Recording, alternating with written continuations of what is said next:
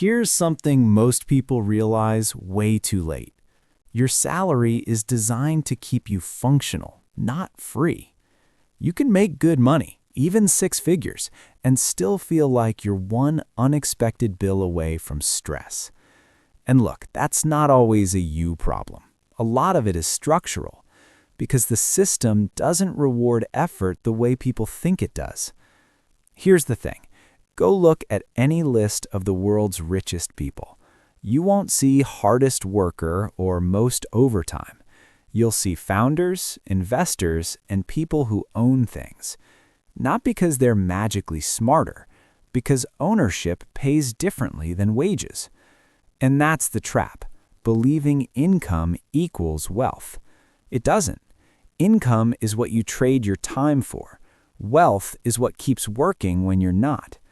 If your next paycheck is the only thing standing between you and your next bill, you're not building wealth. You're renting your life month to month. So the shift isn't just how do I make more, it's what do I own? Because until you own something, something owns you. Rent, car payments, credit card balances, subscriptions that quietly drain you. And breaking that cycle starts with a simple truth. Salary alone usually isn't a complete plan. My name is Jack, and I spend way too much time thinking about everyday money habits and long-term financial decisions. If you're someone who earns a decent salary but still feels like your money disappears every month, make sure to hit the subscribe button and give this video a thumbs up if this helps you out. This video is for educational and entertainment purposes only and does not provide financial advice. Now, most people try to fix their finances with discipline. Next month I'll budget, I'll stop spending, I'll be stricter. But discipline is exhausting because it's a daily fight. Every day you're choosing between saving and spending, investing and delaying. And when life gets stressful, discipline disappears. Systems win because they remove the decision. The wealthiest people don't have perfect willpower, they have better structure.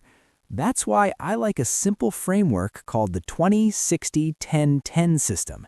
It's not about getting rich fast, it's about directing what you already earn on purpose. Here's the breakdown.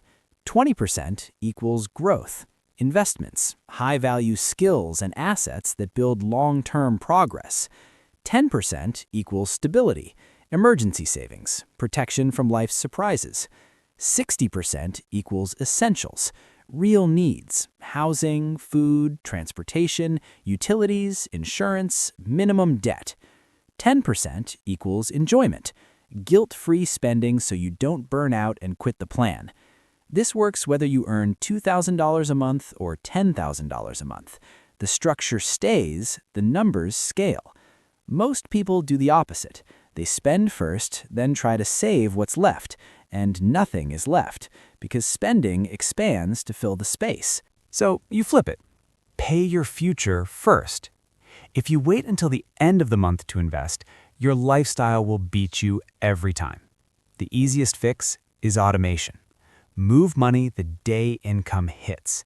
Make saving and investing the default, not the afterthought. And here's what most people don't realize. Time beats amount. Someone who invests a smaller amount earlier can end up ahead of someone who invests more later, because compounding needs time. Now, where does the 20% growth actually go?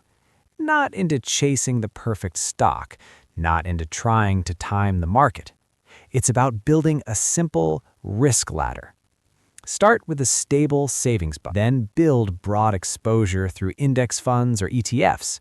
You're buying the market, not betting on one company. And here's where it gets really interesting. The highest return investment often isn't a stock, it's you. High-income skills like sales, editing, coding, marketing, or design can increase your earning power in ways most assets can't. The goal isn't perfection, the goal is progress. But none of this works without execution. So make it automatic.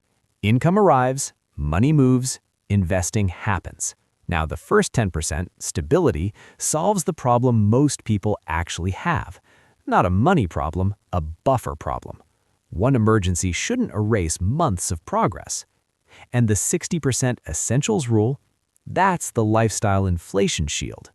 Because this is where people lose without realizing it. Raise goes up, lifestyle goes up. Stress stays the same. Looking rich and being wealthy are opposites. One is appearance, the other is options. Finally, the last 10% enjoyment is what makes this sustainable. If you cut too hard, you'll burn out. This is your permission to live now while building for later. Wealth isn't about flexing, it's about choices. The ability to say no, the ability to take a break, the ability to breathe. If this helped, hit like. It tells YouTube you want more of this.